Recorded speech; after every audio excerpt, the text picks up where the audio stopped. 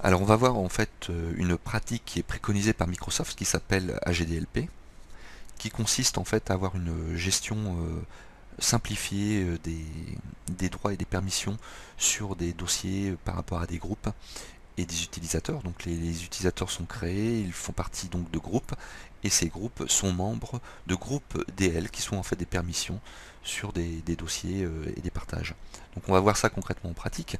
Ici j'ai mon OU principal OU Testrit, et à l'intérieur j'ai créé donc trois OU. L'OU utilisateur, où à l'intérieur j'ai créé des sous-OU, donc famille, invité et maison. Et donc si je vais dans l'OU maison, j'ai un groupe maison. Et à l'intérieur de ce groupe maison, nous avons les membres GG et Manu. Et comme je vous le disais, ce groupe maison, il est membre de quoi? Il est membre de groupe DL. Donc de ce groupe ici. Et donc ça, on va voir ça tout à l'heure. Même chose pour invité. Famille. Voilà.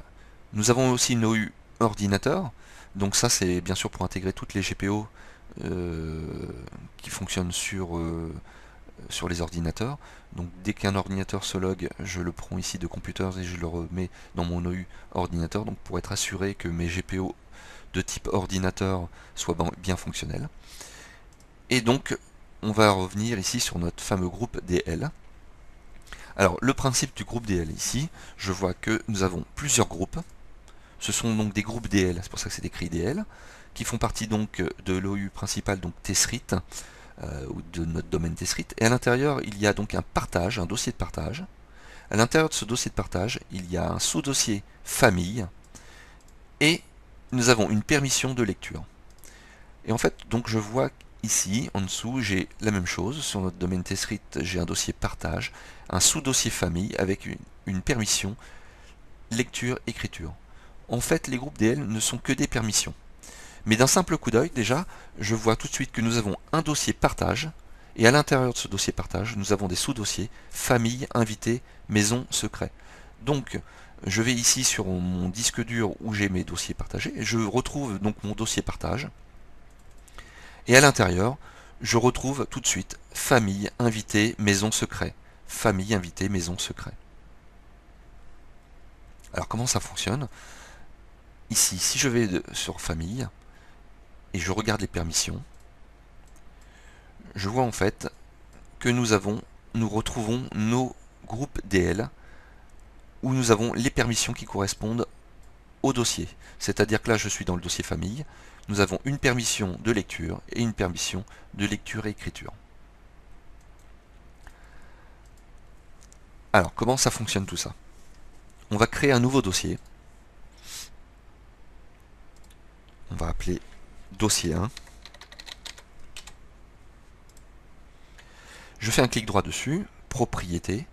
J'ai pas à me préoccuper du partage puisqu'en fait il est déjà partagé, hein, il hérite du partage du groupe partage qui est avant. Je vais directement dans sécurité et je vois qu'il y a donc des groupes déjà d'installés qui correspondent donc à l'héritage, et je vois utilisateur. Je veux supprimer l'utilisateur pour n'intégrer que des permissions de groupe DL. Alors je vais dans l'onglet avancé, je désactive l'héritage, je clique sur convertir les autorisations, et ici ça va me permettre donc de supprimer mes utilisateurs. Je laisse le reste. Voilà, donc ça c'est le principe. Ensuite, dans mon fameux groupe DL, comme j'ai créé donc un nouveau dossier 1, il va falloir que je crée les permissions liées à ce dossier-là. Donc, je crée un nouveau groupe domaine local. Donc je vais utiliser toujours la même structure. Donc c'est un groupe DL du domaine Testrit avec un dossier de partage. Et à l'intérieur de ce dossier de partage, il y a un dossier 1.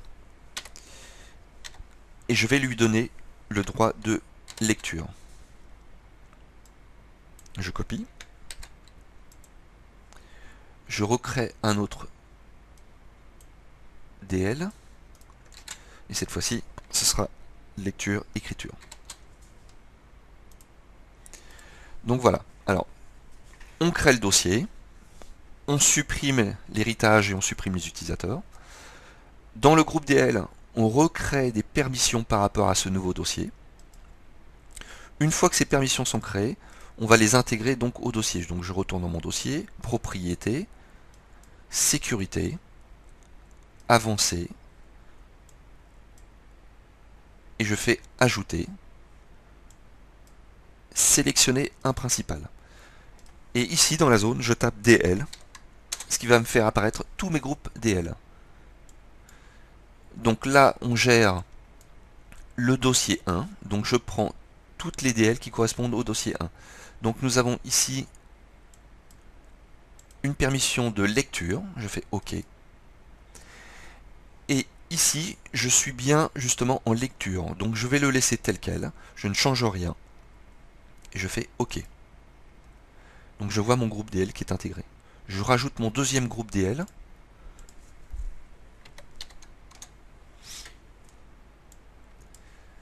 Ce groupe DL, c'est un groupe pour le dossier 1 en lecture et écriture, donc je fais OK. Lecture-écriture, je fais modification. Ce qui m'intègre donc maintenant la lecture-écriture. Je ne touche à rien d'autre. OK. Voilà, donc j'ai mes deux groupes de permissions qui sont intégrés à mon dossier. Et c'est tout au niveau des dossiers en fait, j'ai rien d'autre à faire. Après, j'ai juste à choisir quels sont les groupes parmi mes utilisateurs qui ont droit de lecture ou d'écriture à ce nouveau dossier. Alors là maintenant ça va être vraiment simplifié. Je vais par exemple définir que les invités n'y ont pas le droit, donc je ne vais pas l'intégrer dedans. Par contre le groupe famille, donc qui est ici, alors on vérifie de quoi il est déjà membre. Vous voyez, d'un simple coup d'œil, je vois que ce groupe famille, il a une permission sur le dossier famille en lecture-écriture, une permission lecture-écriture sur le dossier invité, et une permission uniquement de lecture sur le dossier maison. Donc je lui fais ajouter DL, pour avoir le groupe DL, et je choisis la permission que je veux attribuer à ce groupe. Donc je détermine que par exemple, la famille a le droit de lecture uniquement sur ce dossier. Donc je fais OK, appliquer, OK. Et voilà, donc je viens de donner les droits de lecture sur tous les membres du groupe famille sur le dossier 1. Par exemple, sur le dossier maison, où il y a Manu et GG, ce groupe maison, il est membre de quoi en DL? Il est membre de famille, invité, maison, secret, lecture, écriture. En fait, ils sont membres, ils ont toutes les autorisations sur tous les dossiers. Donc je fais ajouter, je vais lui rajouter le nouveau, les nouvelles permissions DL de ce dossier que nous avons créé. Donc lecture, écriture, OK, appliquer, OK. Et c'est tout. Vous voyez, donc la gestion est beaucoup plus simple. Alors maintenant, concrètement, qu'est-ce que ça donne? Ici, donc, je suis logué sur un utilisateur, donc c'est un invité. Je vais donc dans ordinateur, partage, et je vois que donc il a accès uniquement à invité. Est-ce qu'il peut écrire? Non. Donc on vérifie. User 1 fait partie des invités. Il fait partie des groupes invités qui a le droit uniquement de lecture sur le groupe invité. Donc là, c'est correct. Je vais choisir un autre utilisateur.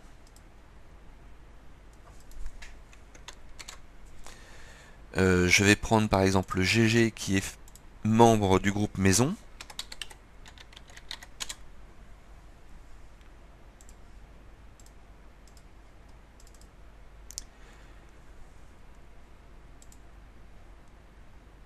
Donc lui, il a le droit à ces dossiers-là. Alors par contre, normalement, maison devrait être membre du dossier 1. Alors je ne le vois pas. Pourquoi? Parce qu'en fait, il faut que je me je me délogue, donc je fais fermer la session.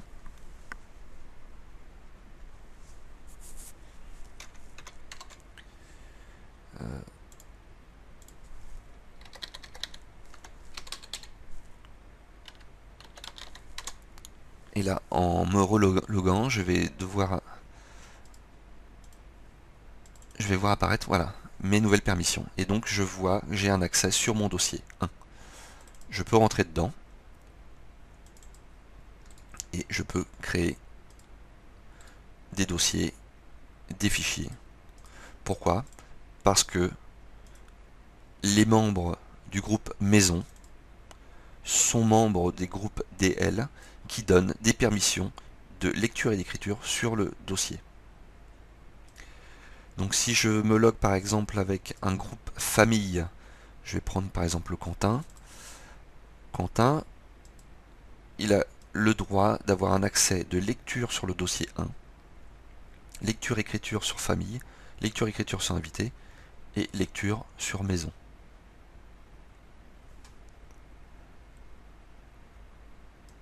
Alors, on va vérifier ça.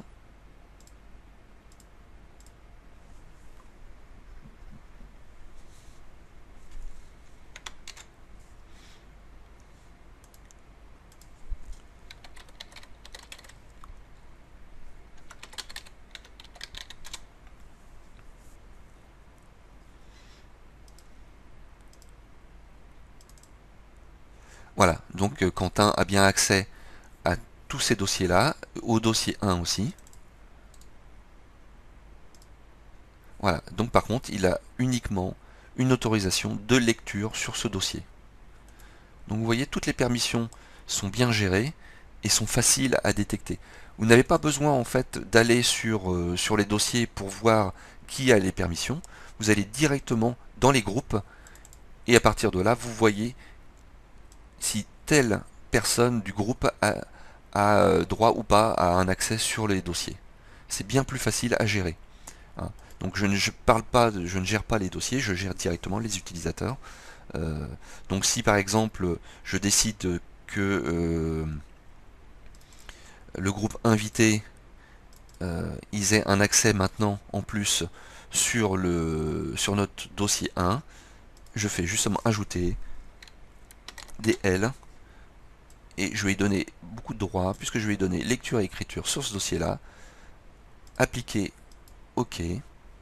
Donc on va utiliser par exemple user 2.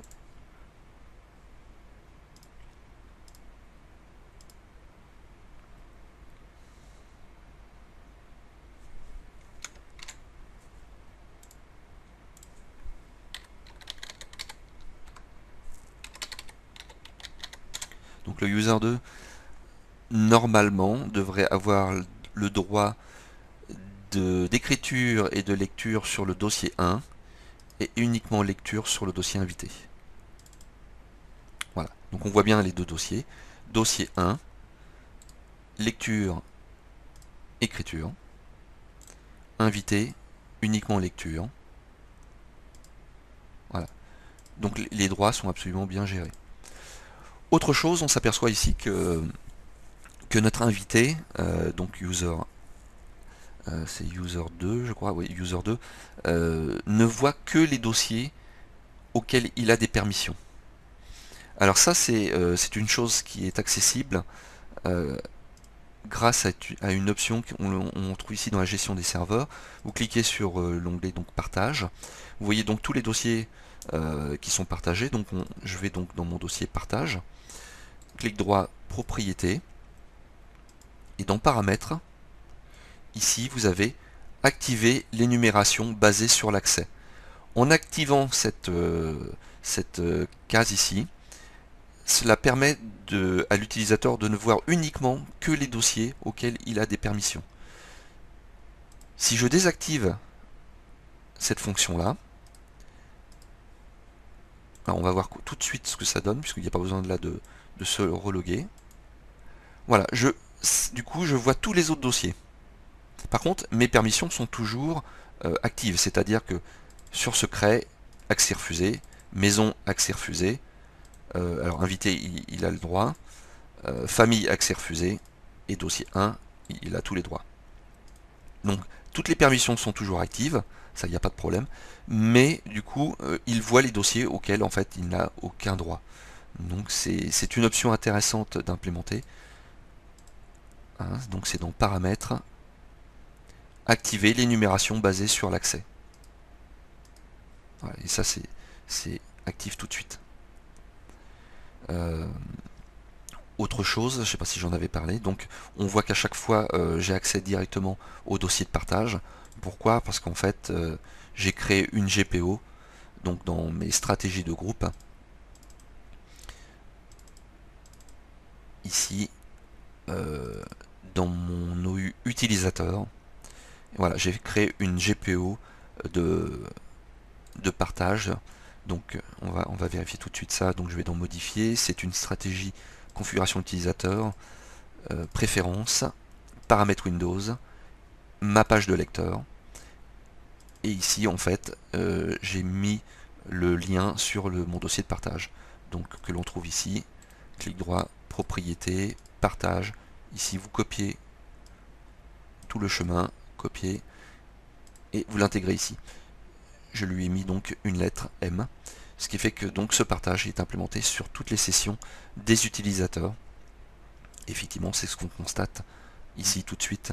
J'ai pas besoin d'aller chercher mon dossier. Voilà, donc c'est la gestion de la GDLP qui est relativement simple finalement, après une fois qu'on a compris le principe de créer toutes les permissions dans les groupes DL qui sont associés au dossier. Au dossier surtout, ne pas oublier dans la sécurité, dans l'avancée, d'enlever l'héritage, de supprimer les utilisateurs et de ne laisser uniquement que bon, l'administrateur, système, enfin les groupes qui sont indispensables, et ensuite on met les droits qui sont liés à ce dossier. En fait, donc c'est les groupes DL que l'on a créés avant. Voilà, donc après c'est très simple à gérer. Voilà, merci.